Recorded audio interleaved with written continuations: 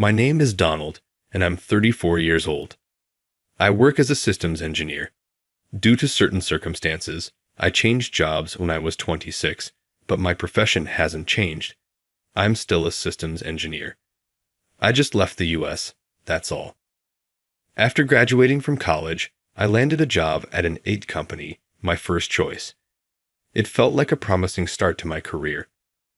I was motivated, my colleagues and superiors were kind, and the workplace had great communication. But I quit the company before even 3 years had passed. The reason? A woman named Lucy Matthews. Lucy was assigned to the same department as me when I started as a newbie. She had a unique presence and was beautiful, standing out in a world where cuteness was the norm. As we worked together, we grew closer and eventually started dating. I was shocked and overjoyed when Lucy confessed her feelings to me. I'm a plain guy, a nerd who struggles with stylish conversation, while Lucy was the center of attention at work, almost like a Madonna figure. She seemed out of my league, and even now, it feels like a miracle that she chose me. Lucy was well aware of her beauty and knew how to present herself. Embarrassingly, I was so afraid of her losing interest in me that I ended up being at her beck and call, always on edge. She quickly grew tired of me. Her last words still sting. "You might be capable at work, but you're a failure as a man. Being with you, Donald, was just boring." I was crushed by the sudden breakup and those harsh words. It's not every day you get scolded so directly, especially by someone you love. It was tough, especially since Lucy, who had dumped me so cruelly, was still working right next to me. I couldn't take it anymore. Please don't laugh at me for running away. I was weak. So, I left the company I had dreamed of working for. Since then, I haven't been in touch with Lucy. On the day I resigned, she was on paid vacation. It's been 10 years since I quit. Now, I'm standing in front of the company building I once adored, and it feels like I'm reliving the emotions of my first year there. The truth is, I didn't just leave the company in a hurry. I also fled the US. In a small industry like ours, I thought it would be hard to face my former colleagues if I got another job, so I decided to go somewhere where no one knew me. Foreign companies are truly meritocratic, and I daringly left the US to test my skills. It turned out to be a great decision. Despite my struggles with social skills, I found a company that highly valued my expertise as a systems engineer. I immersed myself in cutting-edge technology, and before I knew it, a decade had flown by. I returned to this company because an old colleague reached out and asked me to come back. It was a rather forceful invitation, so I made a request. Initially, I wanted to be employed as a regular staff member. That was my condition. I'm confident this experience will be useful when I return to my original work. So, here I am, starting over as a new employee at 36. The department I was assigned to is the same as before, but the atmosphere has changed. The employees seem more reserved now. There used to be more freedom and a lively exchange of opinions. I wonder what's caused this shift. As I surveyed the floor from the entrance, I heard a familiar voice behind me say, "Coming back like this, you've got some thick skin." While surveying the floor from the entrance, I was spoken to from behind, a voice I couldn't forget. "It's not like I came back because I wanted to," I replied. Lucy, listening to my reply, snorted discontentedly. She had the same floral perfume scent as before. "Well, since you're an attorney, no matter who your former colleague is, no matter how old you are, you're a rookie here. You're at the very bottom. Don't forget that." Lucy, who said this arrogantly, had become an action manager. With Lucy in charge of this team, I became her subordinate. Lucy, confidently walking ahead with the clacking of her heels, was as confident as ever. What bothered me, however, was the attitude of my colleagues, who were her subordinates. They seemed to be holding back around her. I carefully surveyed my surroundings and followed behind Lucy. Lucy introduced me as a returning rookie. Despite running away from this company, I came back. She introduced me as if mocking me. I'm Donald. Nice to meet you." When I greeted them, sparse applause broke out. When I was shown to my desk, I was surprised to see the one next to it. On the desk next to mine, there were 3 monitors, and in front of them, a small figure of a horse was displayed. Next to it was an eye massage and a shoulder-pounding stick. I could feel the strong presence. "What? Is there something wrong with my desk?" The one peering at me from below as she said this was a short, skinny girl. The inside of her wolf-cut hair was bleached white. The eyeliner around her eyes flared like a cat's. "Nice to meet you. I'm Emma Smith. Call me Emma." She stretched out her small right hand, full of rings, and I shook it back. Her hand was as small as an elementary school student's. As soon as Emma took her seat, she put on white headphones. After that, she began to work at an astonishing speed. Thinking that she might only be assigned simple tasks, I stealthily glanced at Emma's screen. I let out a surprised voice involuntarily. What Emma was getting done at an incredible speed was not simple work. She was solving intricate puzzles and codes with incredible speed. No doubt the ace of this department is Emma. I'm certain of it. "What's up? Interested in me?" Emma, who I thought was only looking at her monitor, said this without changing her gaze. Caught in the act of sneaking glances, I felt a bit guilty. "You can look at me more openly if you want." She turned her face towards me and smiled as she told me this with an upward glance and a smile. I could only respond with a grunt and scratch my head. By all means, feel free to compliment me. Being told this so refreshingly felt, well, refreshing. The atmosphere in the office had changed, but everyone's skills hadn't diminished. That gave me a sense of relief. That said, it seemed that Boss Lucy might be responsible for this change in atmosphere. On my first day as a system engineer, the task given to me was stapling documents. The only time I touched a computer was to check company emails. Lucy intentionally kept me away from computers. In other words, she only assigned me to do miscellaneous tasks. "Newbies make the coffee in this office. Since you, Donald, are the most recent and lowest in rank, please take care of the chores. Oh, and also, please make a lunch reservation for us." Saying that, Lucy left a stack of cards from restaurants at my desk. Seeing this, Emma gave a wry smile. She always does this to new people. "If there's anything you don't understand, just ask me." Okay, I've been through it too. Being encouraged by Emma, I couldn't help but smile wryly too. Being encouraged by a girl almost 10 years younger made me feel like I'd regressed to my pitiful past. "Thanks, that helps," I said as I bowed my head in thanks. She looked at me as if she discovered a rare creature. "Do what? Is there something wrong?" I quickly checked myself, wondering if I'd spilled coffee on my shirt or something. I found nothing wrong. "No, it's not that. It's rare to hear a grown man say he's grateful to a young girl. That is new for me." She quickly put her headphones back on and got back to work. I touched my cheek, worried that I might have appeared pathetic. A week had passed, and I still hadn't been given any proper work. Lucy began to pile up chores from other departments on my desk. It seemed like the tasks within our department weren't enough. "Good morning, Mr. McKenna." Rubbing her sleepy eyes, Emma arrived at work just in time. She dumped her backpack on her desk and headed straight to the kitchen to make coffee. At that moment, I spotted something under my desk. I picked it up and was taken aback. It was a flamboyantly pink and blue bikini top. I hurriedly looked around. Luckily, no one seemed to notice that Emma's backpack was left half open on her desk. I picked up what had fallen out, but I wasn't sure what to do next. I thought about sneaking it back into her bag, but that would be tricky if Emma came back while I was doing it. As I was trying to figure out my next move, Emma's voice, tinged with a sigh, reached my ears. Without thinking, I jumped up from my chair and looked up. Emma was standing there with a teasing gaze that made my heart flutter. I saw a side of her that was rarely shown, so feminine and gentle. This was on the floor, I stammered, handing her the item. Emma leaned in close to my ear and whispered, "Reality is 100 times cuter than imagination."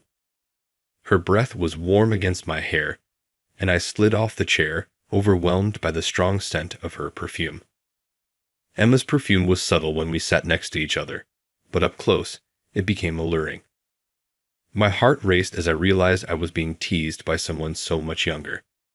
It made me feel less confident. "I'm going to a night pool with friends today. Thanks for picking this up for me," Emma said, extending her hand. Lost in thought, I first handed her the swimsuit and then took her hand to get up. "It's not safe for a young girl to go to a night pool dressed like that. Isn't it a bad idea?" I said, sounding like a worried father. Emma looked at me, confused, and then burst into laughter. "I've never heard that from my own parents," she said, still laughing. Embarrassed, I mumbled, "Give me a break. If you're worried, Miss McKenna, I won't go. But I expect a reward in return." She pushed the swimsuit into my pocket and laughed. I was captivated by Emma's mischievous smile. It was clear she was a charming little devil. After this day, Emma and I became much closer. It felt like she had me wrapped around her finger. When Emma showed up for dinner instead of going to the night pool, I was breathless. She had a different aura, her loosely tied hair, a black mini dress with Dr. Martens boots, and cherry blossom-colored lips made her look both melancholic and sexy. "I'm lucky to be at such a fancy restaurant," Emma said softly. She laughed helplessly, and I found myself chuckling too. "Do you have any food allergies or dislikes?" I asked. She replied, "No, I don't," though she seemed a bit overwhelmed by the setting. When I finished ordering, Emma looked at me with admiration. "You speak French? That's impressive," she said, clearly surprised. I told her about my experiences working abroad, and she asked a barrage of questions, making us pause our meal several times. I was happy she was so interested, so I shared things I had never told anyone before. Emma reacted with laughter and surprise at each new revelation. "Let me hear about you, Miss Smith," I said. She insisted, "Call me Emma. If you don't, I won't respond." I nervously called her Emma, and she responded with a smile and a tilt of her head that nearly knocked me off my feet. That night, I learned a lesson. I was no match for her charm. The next day, Lucy, whom I ran into in the hallway, teased me loudly, "Looks like you've got a thing for younger girls now. Wasn't it me you were infatuated with before?" Her comment made everyone around us whisper and glance in my direction. I was taken aback. "I thought you'd be married and retired by now. That's why I returned to this company. I didn't expect you to be still on the market." In my words, Lucy's face turned bright red. The whispers around us grew louder. Lucy had already started spreading stories of my past among my colleagues. I had once come across her animatedly sharing stories of how I used to be head over heels for her. While it's true that I was infatuated with Lucy, I'm not ashamed of it. However, her exaggerations and smug way of narrating irked me. Being able to pay her back a bit felt somewhat refreshing. "What's still on the market?" "That's rude. It's just that I haven't met a man who's worthy of me." "Stop making fun of me." Lucy raised her voice in protest. Apparently, she is in a close relationship at the moment. She rambled on about her partner, a high flyer in the industry, being more wonderful than any men in our company. Although no one had asked, it seemed like she didn't want people to think she was single. It's typical Lucy, who's always had a boyfriend without a break. There's no doubt she has someone now, but when it comes to marriage, men look at different aspects of a woman, whether living together would be enjoyable or tiresome. In other words, while Lucy is popular but not married, she's great as a girlfriend but not suitable for marriage. The current situation demonstrates that clearly. Well, that's the thing. Don't compare me with someone who can only handle young girls. Leaving behind such a dismissive remark, the visibly annoyed Lucy stormed off. I watched as she took out her anger on her subordinates while she left. Oh, Lucy's boyfriend? Yeah, I know him. He's from the development department of our rival company. He's really cheesy and, well, creepy. During lunch break, Emma and I were nibbling on some sweet bread at our adjacent desks when I asked about Lucy's boyfriend. Emma gave a rather disgusted look as she filled me in about the man.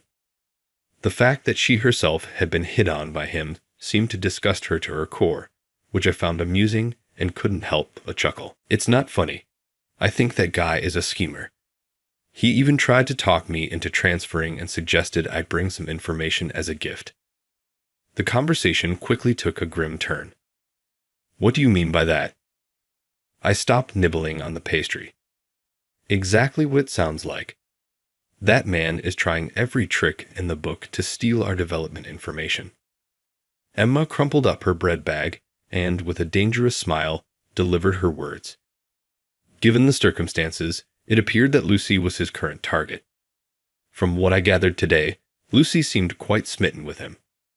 I could only hope that my bad feeling wouldn't turn out to be true. I know who you really are, Donald said, nonchalantly revealing my secret as she looked at her computer monitor. What, you're joking, right? The words slipped out of my mouth, to which Emma gave a wicked grin. On her computer screen was my confidential transfer order, which hadn't been disclosed publicly. She seemed to have effortlessly bypassed the HR computer security and discovered the truth. She confessed she had been suspicious from the start and seemed to have noticed me reading the program source code displayed on her computer monitor. Nobody in this department can read code like you can. I knew right away you were not just an ordinary Joe. I was left scratching my head, my cover blown.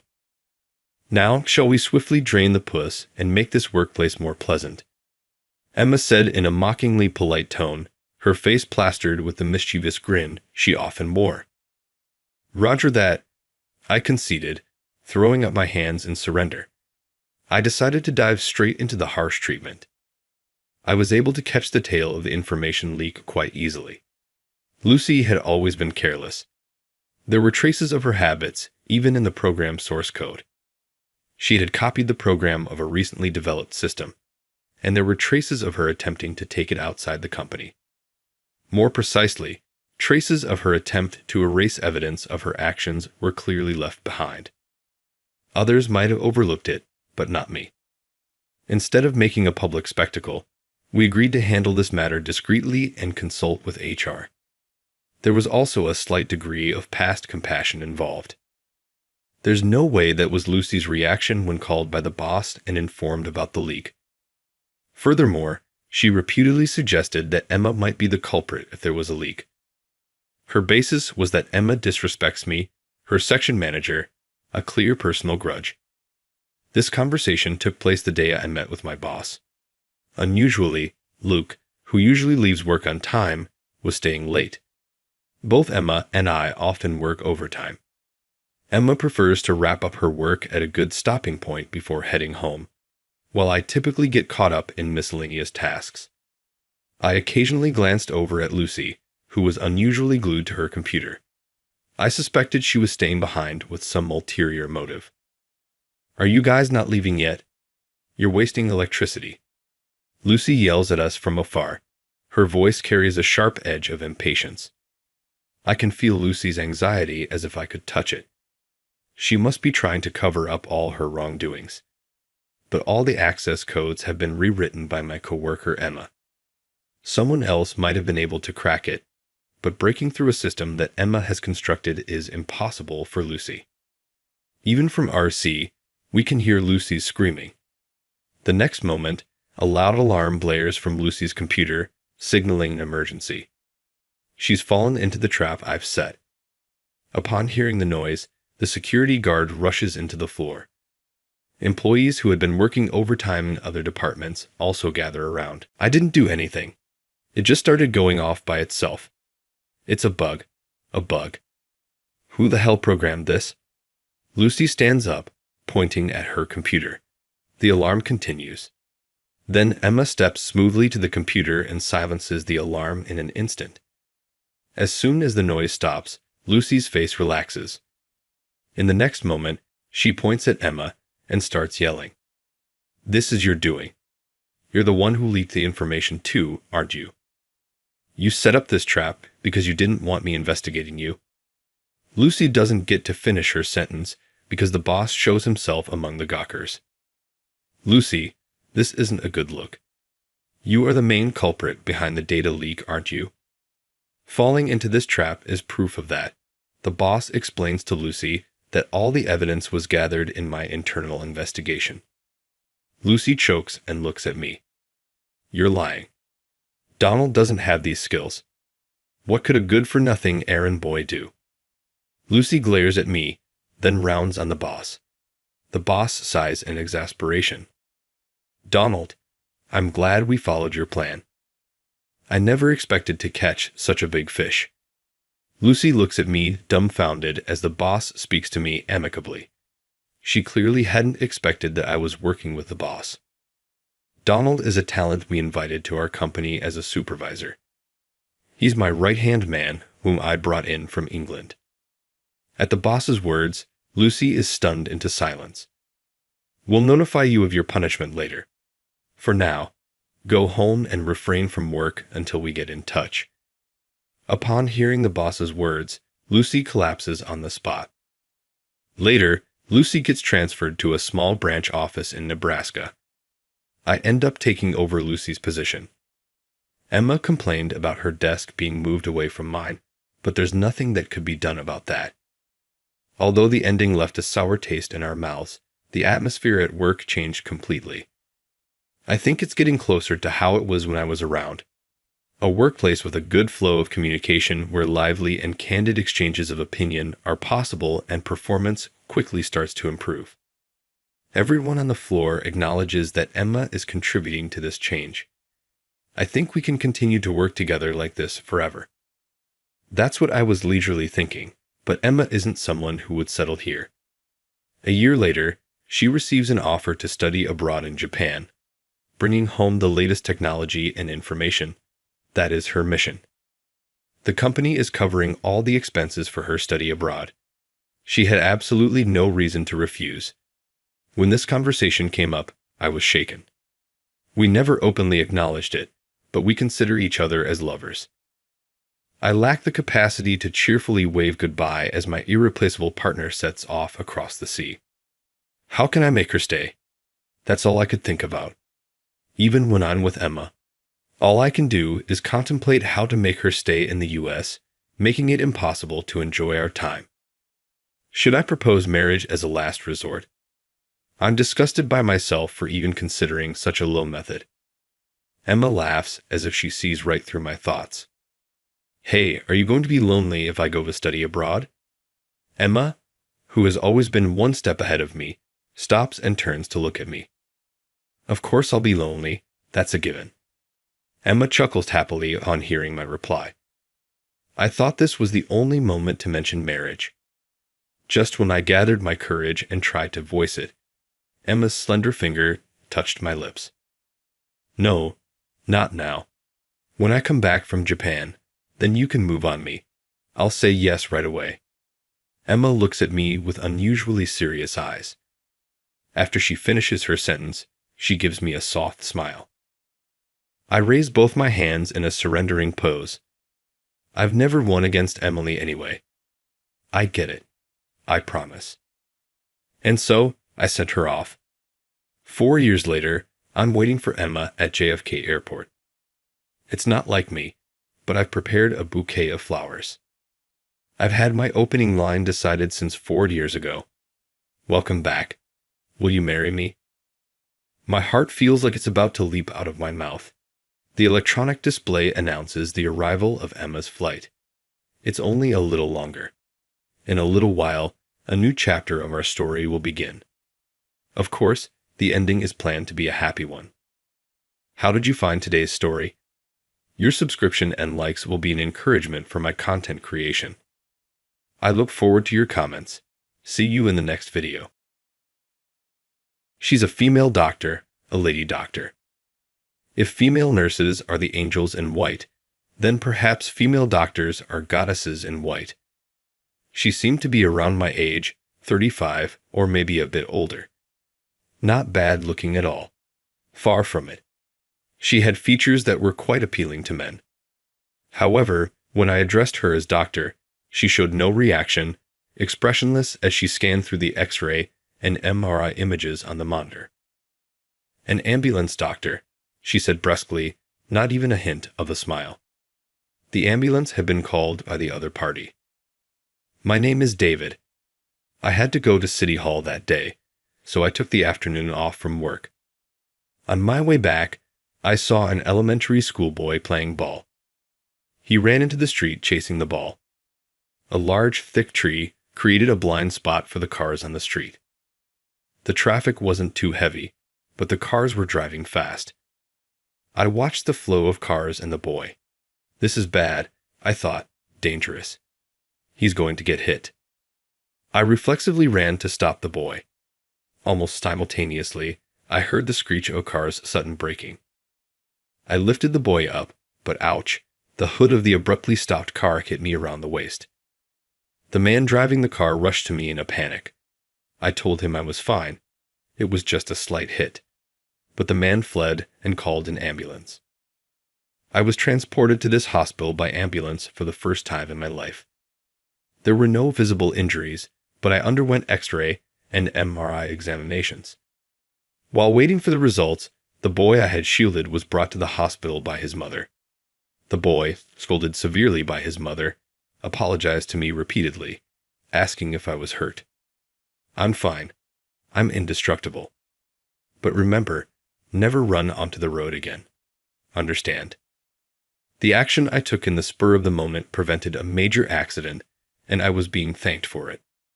With that thought, the pain in my waist felt like nothing, and I was in high spirits. Then a young female nurse came to call me for the examination results. She said to the boy, "You're lucky, saved by a handsome man," and gave me a smile. Truly an angel in white, it seemed like there were countless twinkling stars around her smile. Right after that came that goddess in black. There were absolutely no twinkling stars, and it seemed like she had thick, dark storm clouds on her back as she treated me coldly. "David, about this weekend." "Not again. I told you, I'm good." I declined an invitation from my junior at work, who was obsessed with events for singles. About 6 months ago, this junior asked me to join him as he didn't want to go alone, and I went to an event for singles just once. I wasn't interested to begin with, and indeed, I didn't meet anyone special. It wasn't fun at all. I too think it's about time to settle down since I'm getting older, but I would prefer a more natural encounter. Indeed, I yearned for meeting someone, but I had no desire to attend another event for singles. Besides, at this time, I had someone on my mind, the female doctor who was cold to me. Her aloofness only piqued my interest more. I couldn't help but dwell on it. Well, I don't think it's likely, but in the case of a traffic accident, symptoms like whiplash sometimes appear later.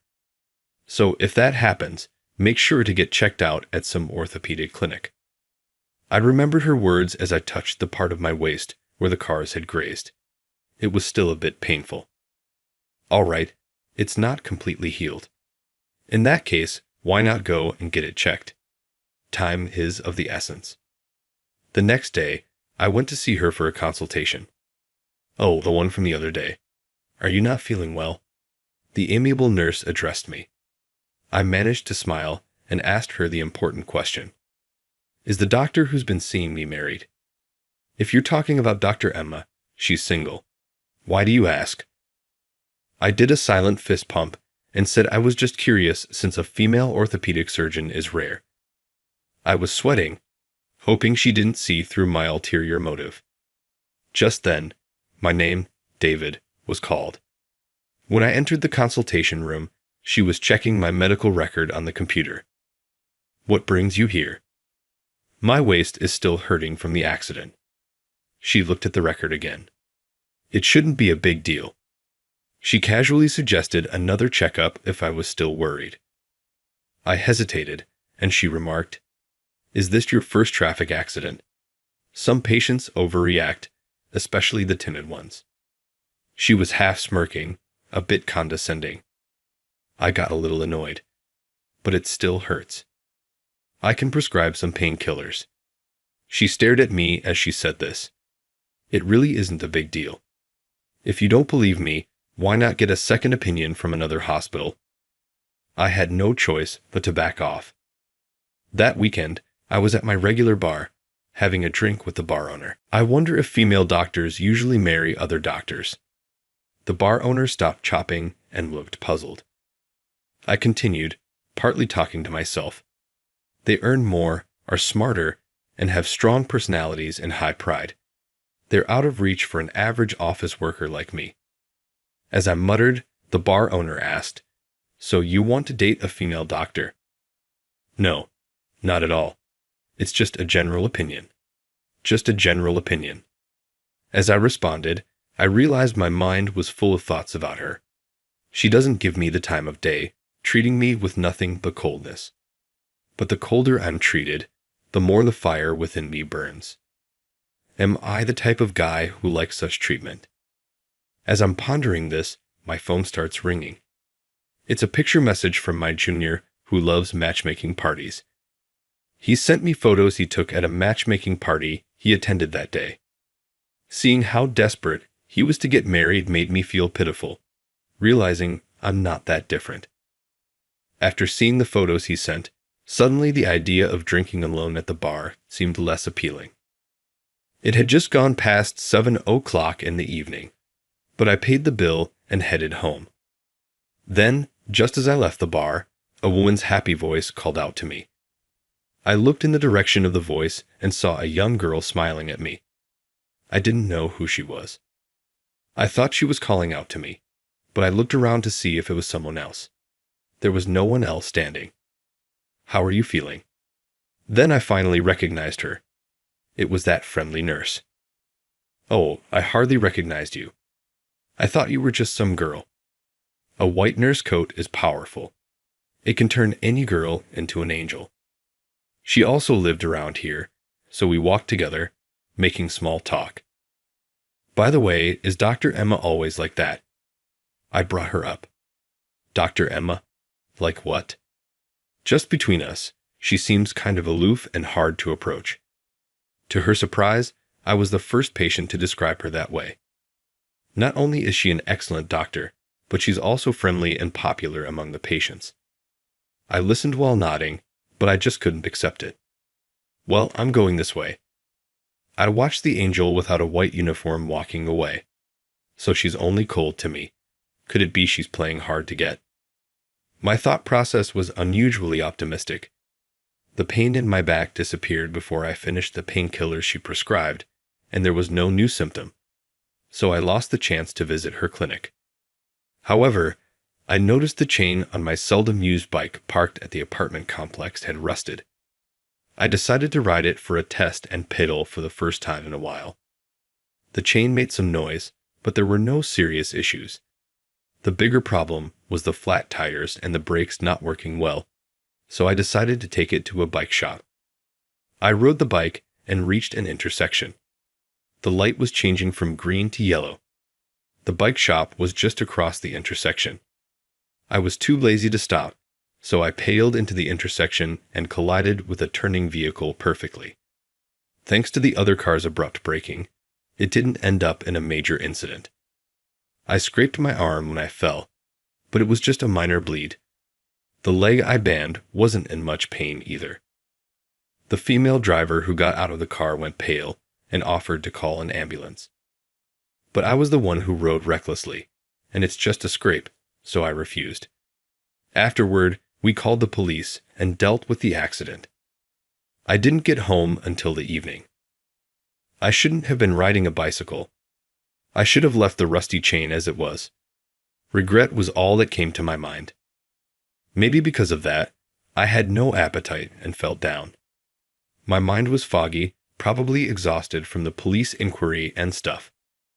The leg that got hit started throbbing in pain, so I decided to go to bed early and promptly got in bed.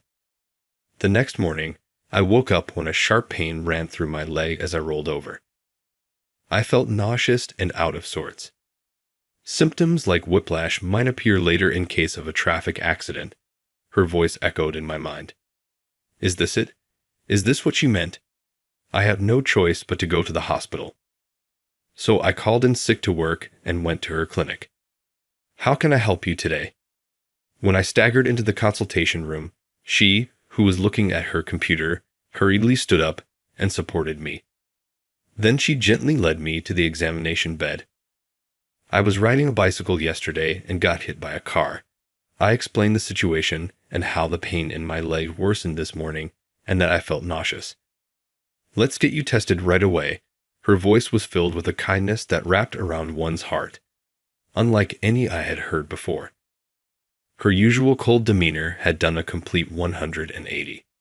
Could it be that I'm seriously injured, need major surgery, or have after effects? On her advice, I was admitted to the hospital immediately. I asked my colleague, who loved events for singles, to bring the minimum necessary belongings from my home. Then she appeared in the hospital room to inform me of the X-ray and MRI results. I had a mild concussion and bruises all over. The concussion is very mild. A neurosurgeon has confirmed there is nothing to worry about. There were bruises other than on your leg, but there's no abnormality in any bones. You're lucky. All my worries about surgery and after effects were unfounded. With this in mind, I asked, "Really?" Then she said, "Really," and gave me a kind smile. Seeing her face, my heart rate soared. She was most concerned about the severely bruised and swollen right leg. If the pain is too much and walking alone is difficult, she suggested staying in the hospital for about a week to observe the progress. Of course, I followed her advice. Is the female doctor who just left your assigned doctor? David, when she left the hospital room, my company's junior asked. When I responded yes, my colleague crossed his arms and fell into thought. When I asked, "What's wrong?" he said, "I feel like I've met her somewhere before." My injury was healing well, and I was told I could be discharged as planned. There was no need for any special rehab, but I had to visit the hospital once a month for the time being. On the day of discharge, while I was packing my belongings in my room, she came to see me. "You're being discharged today. Congratulations. Thank you for everything." As I bowed my head, she, seeming a bit shy, greeted me with a subtle smile. I was deeply moved by this, and I couldn't help but blurt out, "Actually, at first, I thought this wasn't going to work." "What do you mean by not going to work?" "What wasn't going to work?" She looked at me with surprise. "I mean the compatibility with you. Why did you think we wouldn't get along? Can you tell me why?" I talked while scratching my head, feeling awkward. When I was first brought in by the ambulance, her attitude seemed cold. According to a female nurse I talked to later, apparently, I was one of the very few people she treated like that. "I see," she stopped mid-sentence and looked around the room. Then, leaning close to my ear, she whispered softly, "I have a break coming up soon, so once you're ready, maybe we could meet in the courtyard." "Well, okay." I looked at her suspiciously. She implied she had something to say that she didn't want the other patients to hear. "So, it's not good here. Let's continue our talk there, okay? What is this conversation going to be about?" Hope and anxiety were swirling inside me. After completing the discharge procedures, I went to the courtyard where she was waiting during her break. As I approached her on the bench, she opened her mouth with a bitter smile. I'm the one who's not good at mixing personal feelings when examining patients. Personal feelings. When I asked back, she nodded and explained. Even though I had gotten into a car accident protecting a child and was injured, I joked about being indestructible because I had only minor injuries. That had angered her. Hearing this, I felt like I understood. Doctors are dealing with patients brought in by ambulances with all they have. Her being angry at me for being lighthearted was just the other side of that. I reflected on my behavior. I felt bad and remained silent. Then she suddenly changed her tone and said jokingly, mocking herself, "And this is a bit embarrassing, but when you kept calling me doctor, doctor, I realized." Realized what? Don't you remember that matchmaking party? My mind was filled with question marks. The only matchmaking party I remember was the one I attended about 6 months ago as a favor to my junior. During the talk time, it was customary for both men and women to ask each other, "What do you do?" I plainly said, "I'm a doctor." Then I got some weird looks.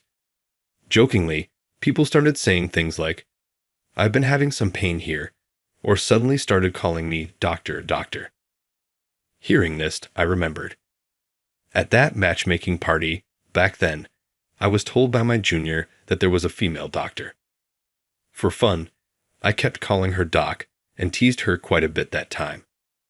"Oh, was it you, Dr. Emma?" When I asked, she nodded. Her makeup and vibe were totally different, and I hadn't realized it until that moment. Or maybe, just like the angels in white coats, I thought it might be the magic of the white coat. She remembered the humiliation from that party and acted cold towards me. I'm sorry about that. But when doctors are off duty, we're just normal women. It seems like she keeps professional and personal separate. Since then, I meet her once a month for consultations. At the same time, I meet her 2 or 3 times a week, seeing her as just a woman outside the hospital. Just the other day, I took her to my regular bar for the first time. The bar owner whispered, asking what her job was. When I replied she was a doctor, he nodded several times. "What happened?" she asked me, looking puzzled, so I explained. I had previously discussed with the bar owner whether a doctor would marry another doctor or wouldn't consider a regular guy like me. She chuckled. I asked her, "As a matter of fact, what do you think?" It depends on the individual, doesn't it? Some doctors marry other doctors, and some don't. It seems there are people who are set on marrying doctors, but it isn't necessarily the case.